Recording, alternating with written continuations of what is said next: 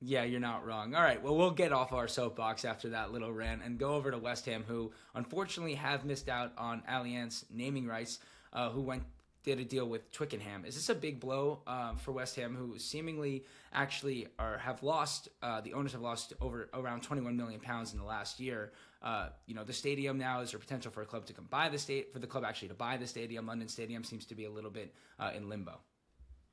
Look, the club could have bought the stadium, I think, at any time over the last couple of years. And the thing is, why would they want to buy it and bring that headache on themselves? West Ham have got one of the greatest deals I think I've ever seen in terms of the lease deal. I think they're paying just over £3 million a year for the lease of that beautiful stadium. They did a great job when they negotiated that, and I think everybody acknowledges it. The ownership group, which is basically the London City Council, I think the business is called E18. They have made losses, as you say, of approximately 20 million a year, and sometimes I believe more than that. And it's a bad model, and the whole way it was negotiated, etc., was flawed.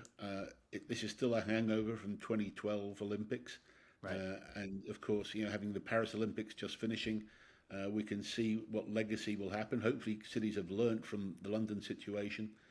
The intention was that London stadium where West Ham play would carry on being the home of athletics, and therefore they had to keep the athletics track. That was always a bad idea, and that's what the fundamental issue is. There wasn't enough athletics events to sustain that sort of quality of stadium, and it's now proven that the home of athletics has probably gone into Birmingham rather than into London. So that stadium should have been designed and built with the ability to make it into a football stadium after the games. And then you'd have seen a much greater price paid. You'd have had Spurs competing, other clubs competing for that stadium at that time. Those things have all changed now. And so, look, I think the stadium is for sale, as far as I'm aware, but who wants to carry those losses until it's resolved? The big interesting thing for West Ham, or a new owner of West Ham, if there was one to come in there, would be to then buy the stadium and actually spend the money re-engineering the stadium to make it into a football more friendly stadium. Bring those stands in. Now it's a massive engineering job to do, but you would end up with a world-class stadium in a great part of London, and you'd have a very attractive investment. So I think that it does actually justify spending that money on doing it, and it's whether a new owner, which I think may well happen with West Ham in the not too distant future, could look at that sort of project, and that would be a fascinating one to do. And I think West Ham fans would love it if they could do something to re-engineer that stadium to bring the fans closer to the pitch. For sure, and West Ham fans are certainly loving this transfer window. They have brought in so many players, most recently in defense, Aaron Wan-Bissaka for around 15 million pounds from Manchester United, Jean-Claire Todibo for about 35 million pounds, give or take, from Ligue 1 with a first-year loan with obligation to buy, to add to, again, as I said, four other pretty massive transfers for West Ham this season. Are they fine, though, with their PSR rules and regulations because they're still bringing in that income from the Declan Rice deal last year? Yeah, I think they're going to be fine. West Ham are okay. I think they're not even getting close at the moment to breach. I think they're going to be heading towards the border, but nevertheless, they've made big investments, as you say, so it's quite right.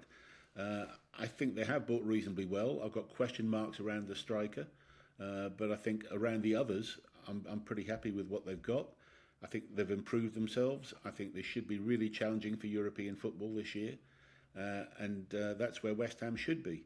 And no, I think they've had a good window. Now, the whole question will be now. I mean, the sporting director I know didn't get on that well with David Moyes when he was there. He seems to be getting on and being well aligned with Lopetegui. Let's just see what Lopetegui does with these new signings. He's really got no excuse now. That's the downside for the manager. He's getting what he wants, and so the pressure's now back on Lopetegui. There's been a lot of rumours from my Spanish friends that Lopetegui is a bit more of a defensive-minded manager, like a David Moyes style football to a degree. Although I think David was unfairly treated and talked about at West Ham, but I do think that the pressure is going to be on West Ham right from the start, and I think by Christmas they better be doing well. Otherwise, as I say, those West Ham fans will start to be questioning again. Do they need European football to continue to bring in players like this? Do they need it in order to avoid PSR rules in the future? Do they need that incoming budget and income from European football, or that's not necessarily a financial need as much as just a need for the manager? No, they need European football.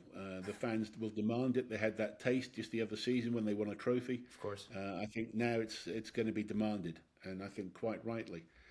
Look, they've got the size of, we talked about the faults of the stadium, but nevertheless, it's going to be 66, 70,000 fans in there. It's a great facility, and they're in London, and they've got a great market there.